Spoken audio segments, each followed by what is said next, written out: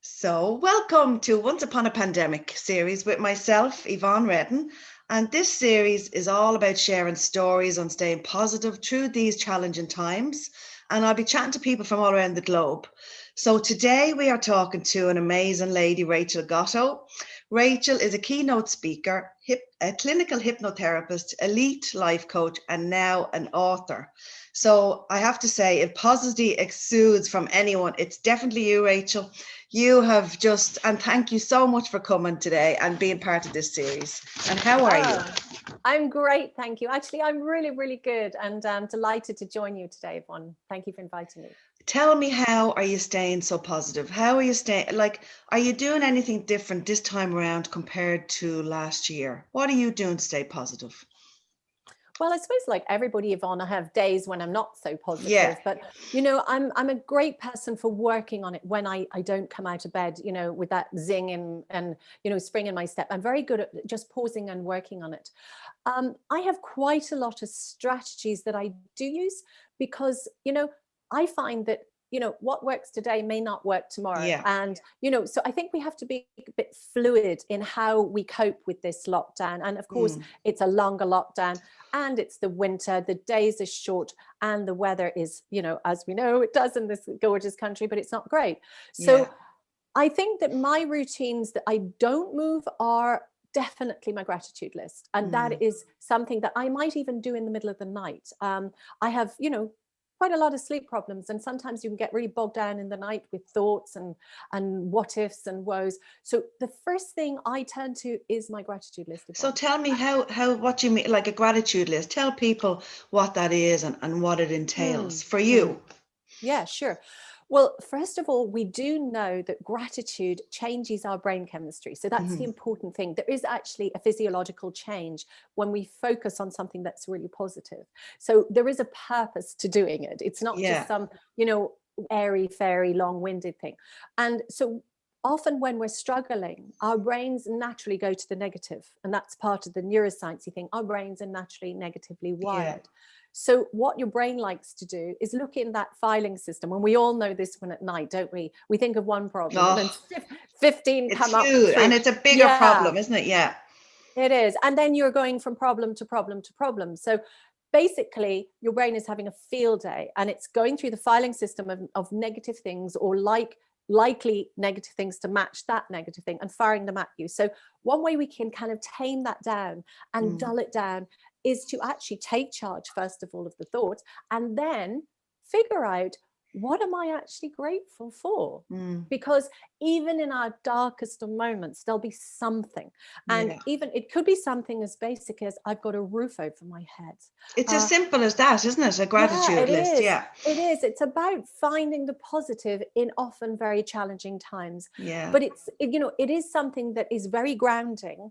And one thing I would say, though, is it's not enough to do it once, because people say to me, some of my clients say to me, oh, I did that and it didn't work. And I say, but did you keep doing it? Because we know that the brain is an habitual organ. It needs to learn, and it only learns by repetition.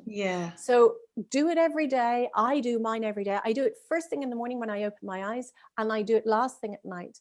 Now, I have a little tiny routine as well to stay positive, because I do think that we have to connect the body and the mind and the spirit. I think it's really important and particularly when things aren't great for us. So I have a small routine that I do before I go to bed in the evening. And that is about a 15-minute yoga little routine that I have. And you don't need to be an athlete. I promise you, I'm not an athlete. I've just figured a 15-minute routine of yoga that I actually do on my mat before I go to bed. And at that time, I use my breath then to try and discharge any negativity or any stress, and try and bring myself into that place where I'm actually able to relax and let go and go to sleep. And with your gratitude list, you'd write that every day, and do you write different things every day? I actually don't write mine, Yvonne. Do you not? I do mine in my head, because, you know, I want to be dynamic around things. We're all in a hurry. Maybe you've got children at home. You know, you don't have to be so formal. The thing is that you actually show up for it. And what I do though is I bring myself inside a little bit and I ask myself the genuine question, what are you grateful for? Yeah. Today, I'll share with you, I needed to confide in my daughter about something. And I was so grateful that she's 23 years of age and I can confide in her and trust her. So I was so grateful for that this morning. I was grateful that actually, it might sound a bit mad, but that I've got indoor facilities, because I try and remind myself there are people who don't even have a loo to go to. So it depends on how I'm feeling and depends on how, but I always make sure that I separate myself from my woe me and what is the fact. And that I find fires me up for the day. And you all know that I'm actually pretty good at positivity and it's genuine, but I have to work on it, Yvonne. I don't get it, without working on it. God, you've definitely exuded, as I say, because well, obviously my whole thing is writing. So everyone's kind of taken up journaling a little bit. I see it a lot on social media. So I'm going to start sharing writing tips on just beginning a journal, because journaling mightn't be for everybody, but it doesn't have to be writing, pages and pages. No. So maybe a gratitude list could be another way for people just to begin and just do bullet points, Yeah. Absolutely, Yvonne. And the other thing is you're absolutely right. And we know a lot about journaling and how important it is for the brain. Yeah. And we can actually switch on our creativity by just doodling and letting words come out. And you're the journalist, but free associative writing is very good at de-stressing and write something down, and if it's painful you can even write it down and burn it. So I agree with you. I think that is a phenomenal tool to use in lockdown, because if you're trapped at home and things aren't very easy for you, maybe just writing them down and anchoring them out, and you can make sense of your thoughts that way too. It's just getting it off your chest, isn't it? Because I have to have a journal every day. I write down what I need to do. But I've also created a vision board this year, Rachel. My friend and myself said, right, let's do vision boards. Because I think when you can visualize something, I want a lot to happen this year. And I put it all on my board. And it can be as simple. My friend was laughing because I put a kettle on it. But it's a Scandinavian brand and I love it, and it's expensive, and I just want this kettle. I have a thing about kettle and toasters, but it's as simple as putting a thing. It doesn't have to be a millionaire and it doesn't have to be big cars. It can be just simple little things to start, and to visualize that. That's what I do as well. But they're little tips. Yeah, I love that. And with the vision board, also, it's very, very important to have the energy that you've received already. So what you're doing again is you're creating that manifestation of what you truly need. So it's almost about celebrating your vision board and celebrating that you have it now and welcoming it all into your life. And that again creates a lot of positivity, and it removes those emotional and psychological blocks to you actually receiving it. So I know, I think it's good. And when you have a bad day, what do you do to get yourself back? Like, what do you do when you're having those dark days? Again, it depends on the day, but okay, my breath is very, very important to me. And so I have few breathing techniques that I use, because when we breathe consciously and purposely, we're actually connecting body, mind, and spirit again. We're coming home again. And so one breathing technique that I use, and I particularly like it, if you're very anxious, sometimes it can be a bit triggering, but generally 4-7-8 breathing is fantastic. And you inhale through the nose for the count of 4, you hold your breath for the count of 7, and then you exhale gently through an open mouth for the count of 8, all the time seeking to lengthen your out breath. That is phenomenal for me anyway. Try it.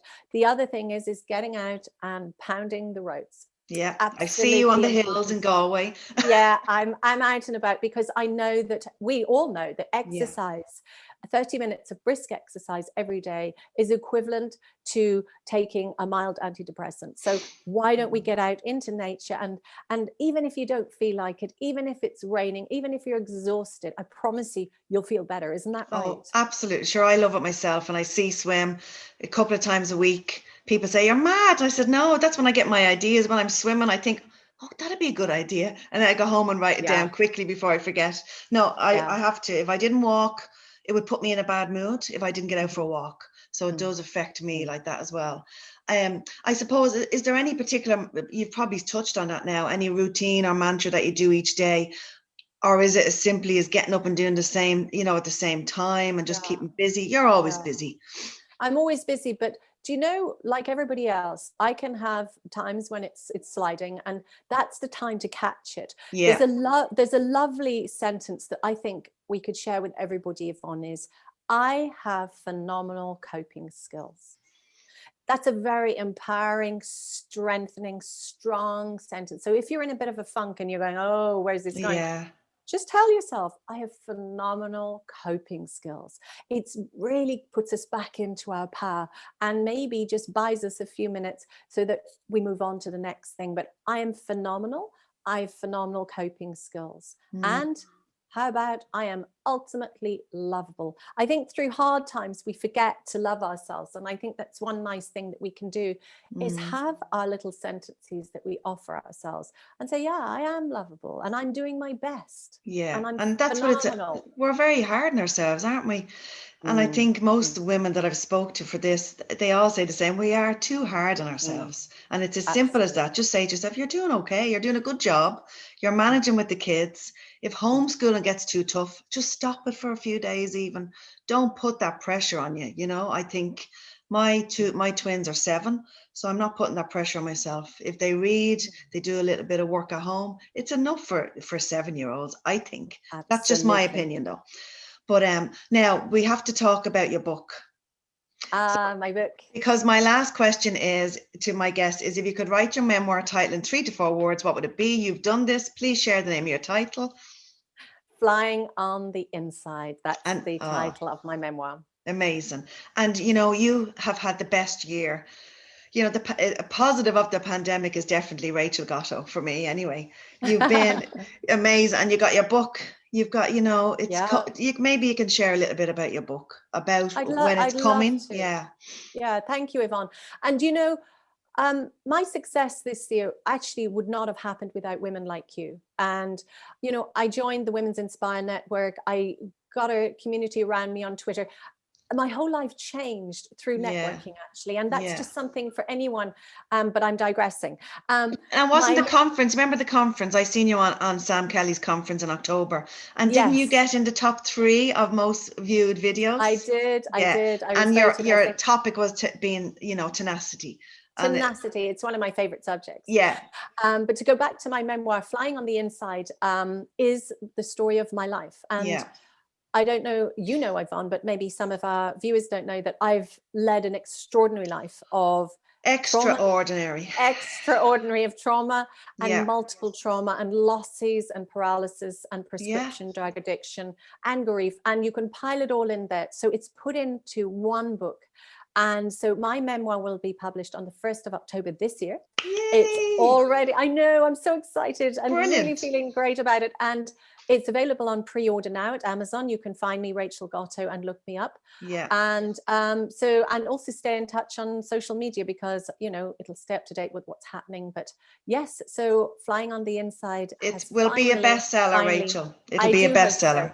Because you were quiet on Twitter there for a while because you were finishing off your editing, weren't you? I was very quiet. I was very busy lady. I was really, seriously, when you're talking stressed, I was stressed. Especially when you're under a deadline as well. Yeah. I had a deadline, but this is the culmination of a very long journey. And my whole hope, Yvonne, about publishing this memoir is that somehow somebody will see a part of themselves in the story and be given permission to stay trying, to keep going, and to see a bit of a light at the end of the tunnel. When I was going through the traumas that I went through, it was a very lonely place. It was almost pre, social media and all of that. And I was lonely, and I vowed that if I ever made it to living life with purpose and meaning and health again, that I would give something back. And so Flying on the Inside is my way of saying, you can do it. And you can find your way through. Just hanging in there, because something better. And that's the message, isn't it, Rachel? Because you've had so many different types of trauma.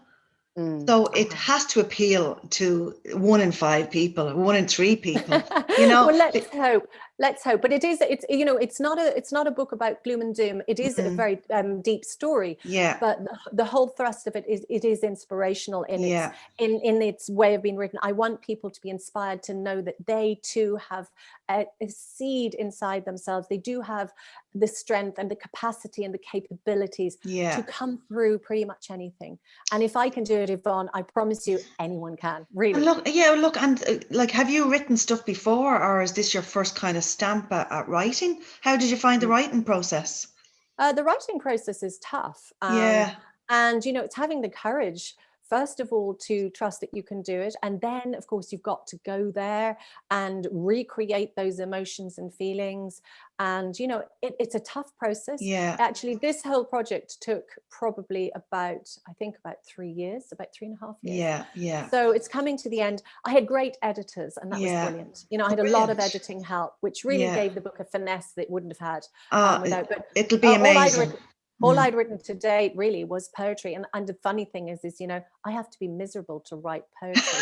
So I'm not writing very much poetry at the moment. So I better stop doing my gratitude list and get a bit miserable again to write my poems. Oh, isn't that funny? Isn't that gas? And listen, tell people here where they can find you, your website and your social media handles. Sure, I'd love to. Thank you. Well, I'm now on Twitter. At Rachel Gotto. I have an Instagram, which is Rachel V Gotto. I'm on LinkedIn, Rachel Gotto, and I also have a business page on Facebook, which is at Rachel Gotto Official. Okay, so, right. Come and join me on Twitter. Come and join me on Instagram. I'm more on Instagram and Twitter these days, and there's lots to talk about and lots of lovely things to share. So join me. There sure is. And you've all your services that you do, and your coaching and your hypnotherapy is all on your website. Is that rachelgotto.ie? rachelgotto.com. Thanks for mentioning that. Yeah, because that's important, because you do all your coaching there. But when I do put up your video here of positivity, I might add in the interview that we did last year, sharing your story, so people can see what it is that your memoir would be about. Because because if we talked about it now, we probably wouldn't stop till tomorrow. Because we'd be going over lunch. We would, because there's a lot in there, and it's amazing. You've an amazing story. And Rachel, I'd love to thank you for coming on my positivity series. I really appreciate your time. And we will see you next time on Once Upon a Pandemic. And Rachel, have a fantastic day. Thank you so much. Bye. Thank you, Yvonne. Bye. Bye.